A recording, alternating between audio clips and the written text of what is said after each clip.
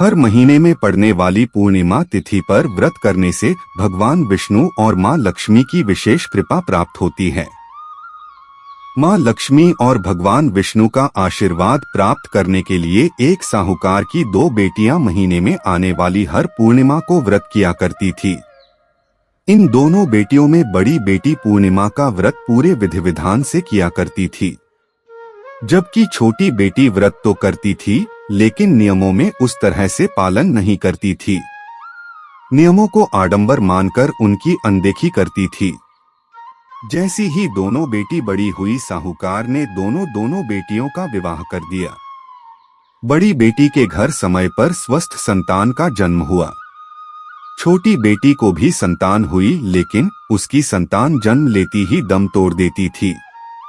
जब उसके साथ ऐसा 2 से 3 बार हो गया तो उसने एक ब्राह्मण को बुलाकर अपनी पूरी व्यथा सुनाई, साथ ही इसका उपाय बताने के लिए भी कहा।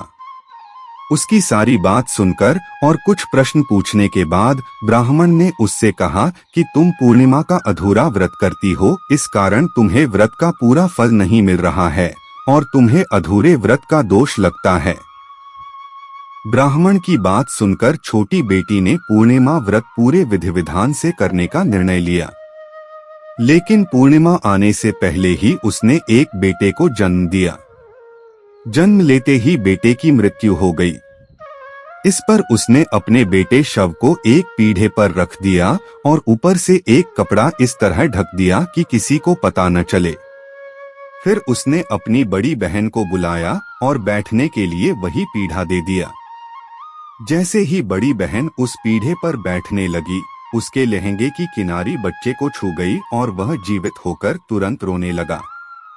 इस पर बड़ी बहन पहले तो डर गई और फिर छोटी बहन पर क्रोधित होकर उसे डांटने लगी कि क्या तुम मुझ पर बच्चे की हत्या का दोष और कलंक लगाना चाहती हो? मेरे बैठने से यह बच्चा मर जाता तो? इस पर छोटी बहन ने उत्तर दिया, यह बच्चा मरा हुआ तो पहले से ही था दीदी, तुम्हारे तप और स्पर्श के कारण तो यह जीवित हो गया है। पूर्णिमा के दिन जो तुम व्रत और तप किया करती हो, उसके कारण तुम दिव्य तेज से परिपूर्ण और पवित्र हो गई हो। अब मैं भी तुम्हारी ही तरह व्रत और पूजन करूंगी। इसके बाद उसने पूर्णिमा व्रत विधि विधान से किया और इस व्रत के महत्व और फल का पूरे नगर में प्रचार किया।